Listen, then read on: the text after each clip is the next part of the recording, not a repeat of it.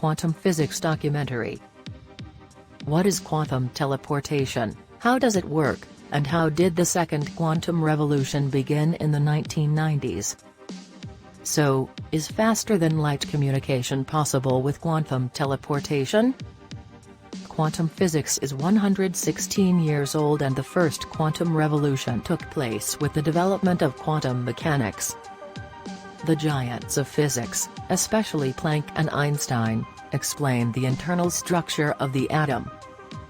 They showed that particles also behave like waves.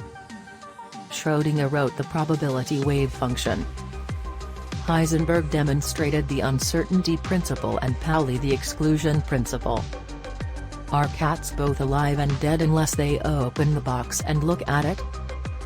This is what we call the birth of quantum physics and the first quantum revolution.